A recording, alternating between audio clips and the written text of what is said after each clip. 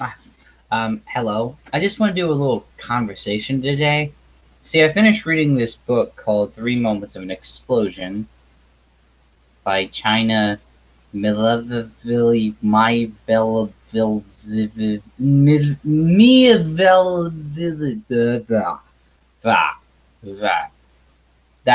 that's the name. I can't pronounce that correctly. Anyways, I very much enjoy the short story collection, and this isn't a review by any means, but there is something I want to delve into. It's a problem I did notice in his writing, and I feel it's worth discussion because I feel this is more of an issue that's just beyond the short story collection I have. And like I said, this isn't all the short stories. There's a lot of actually really great, excellent short stories. Some of my favorite short stories in here. Love them. But there is this problem that happens in every few short stories, and I just want to talk about it. So let me first show you what I'm going to talk about. Sorry about that. Just for the record, I'm going to be reading in a silly accent to highlight the absurdity of what I am reading. And I apologize if it's annoying. I'll be brief. The demolition is sponsored by a burger company. Everyone is used now to roto-vertising, the spelling of brand names and the reproduction of hit product logos and the mottle and decay of subtly gene-tweak decomposition.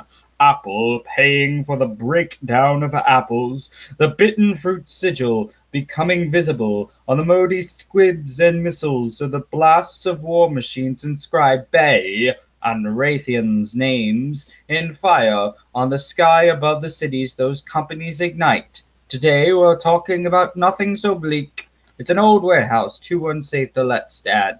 The usual crowd gathers at the prescribed distance. The mayor hands the plunger to the kid who, courtesy of the Make-A-Wish Foundation, will at least get to do this. She beams at the cameras and presses, and up goes the bang, and down slides the old ruin to the crowd's cheer. Above them all, the dust clouds billow out your way in soft, scuttling forms. Sorry to do that. Anyway, the point is, I have no idea what the fuck was going on. I mean, I read it and I get the gist of what was going on, but there's all this pointless crap they had in there, a fancified script that has no fucking meaning. I mean, it's so overly fancified, it is meaningless. It just becomes a pointless block of text that has no story, no character. Just look at the fancy, smancy, smartsy words I put together in this thingamabob thing. Read it and enjoy it, even though there's like no impact at all because we're not invested in the characters because there really isn't any. And it's just focusing on these words in this order. And don't get me wrong, it is always great for writers to experiment, go outside the comfort zone, do something out of convention. It's fine. But the thing is, with quite a few of the stories in here, and I can give you other examples if you want, but I want to make this brief. So, but anyways, in other examples, he puts in these fancy, smancified literary bits in there that completely drops the story dead. For example, there's this whole story called The Dusty Hat, and it is just so pointless. Like, this girl goes to a conference, there's this thing, this guy wearing a dusty hat, and it sort of devours people in the sands. And it's all written in the same kind of font writing that I just read out loud. And it's like this whole long short story, and there's like no point to it. And there's something to do with politics, but it doesn't really make itself inherently clear because it's all just that. You know, let me see if I can find it in here. Where is it? Ah, here we are.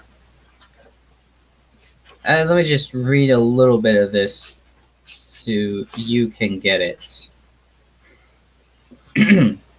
I was an activist before you and your peers were born. During the worst of the fight, I told you it meant a lot to work with the younger members who made up the most of the opposition. I get why you were so skeptical when I said that, particularly given how things ended up. You are sick of sentimentality, of the moralism, maneuvering, and malice that comes with it. but I stand by what I said. It's no revelation that there's something irreplaceable about thinking in a collective.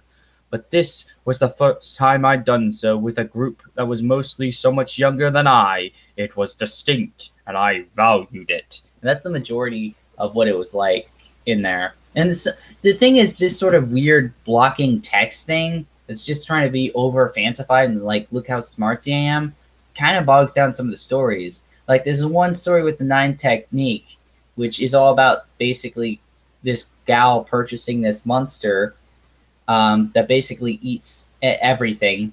And of course, we have to drop the story in the middle for this fancified text and this block of background history that's completely unnecessary to drag down the story. That's even worse. There's this other story. Let me look at the name of it.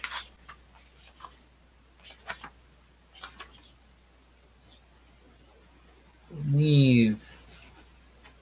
Hold on. I think I found it. Hold on. I'm sorry about this. It's just something I wanted to talk about because I found it weird. I think I might have, no. Here it was. Yeah, here it is.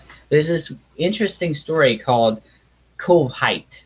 Now, this is interesting because what the story is about is basically oil rigs coming to life and becoming these cool, like, animalistic monster things. So you think, oh, this is batshit crazy as a story. This could work really well as a fun, like, you know, going after monster kind of story thing, etc. But instead, what they do is try to act like this is some dramatic thing and basically write the whole story as if this father and daughter are going to see a whale jump out of the water. That's my point. I think the reason why, and this is just a few examples. There's even another one. I think there's another one similar to that. But these are examples where I think the reason why he does this, look at how smartsy the text is organized, is because I don't think he wants to be connected with genre fiction and tries to put him more in speculative fiction so it can be more openly accessible to literary fiction, which apparently seems to be like the highest form of fiction, which is bullshit, but still. And it's just the way some of these stories, like, again, the one I just mentioned in the 9th technique, highlight this. And it just irritates me because his best work is generally when he does a straight up genre fiction like story and doesn't try to bog it down with like putting all these literary like things to go like, look how smartsy it is because I put Kovadea and some other words together in a fancy manner meaning thing. It's like, but it just has no impact. It's just a bunch of words cobbled together in a way that's not engaging, that's not interesting, that's forgettable. It's like, why? And most importantly, there's no cohesive story or characters or emotional impact to it. It's just, oh, look at all the fancy words strutted together in such a fashion.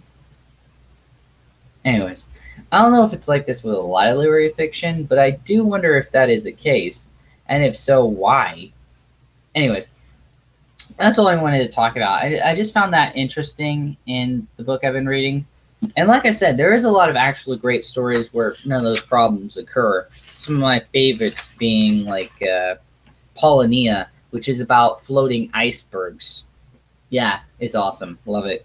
And then there's like In the Slopes, which is about archaeology, but I would tell you, but it'd be more of a surprise. You'd spoil it. Just, it's a really good one. You'd like it. Then there's The Rope is the World, which is a fun little, like, it's like a fun little short history / news article kind of thing, but about the history of the world and how it evolved through space exploration when they built elevator rope things to go up and down from space instead of, you know, rockets. It's really awesome. Love that. And, you know, there's other great stories like that too all around, you know. A lot of good stories in here. It's just every once in a while he really does, the writer really does try and get all, like, look at all the fancy words I put in this organized fashion, but it just becomes that.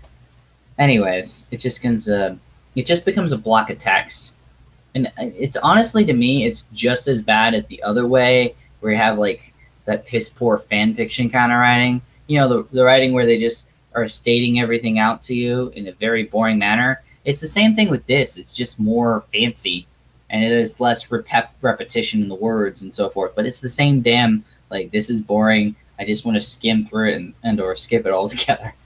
And like I said, not all of his writing in the books is bad. There's some really great short stories in here, but this would be turning into a review, and I didn't want to turn it into a review. I just wanted to discuss about this one thing, which I've discussed now. So, if there's any other weird, over fancified writing that you've noticed and thought was annoying or bogged the story to any story down that you were reading, let me know. Just wondering. All right, I'm gonna go now. This is the end.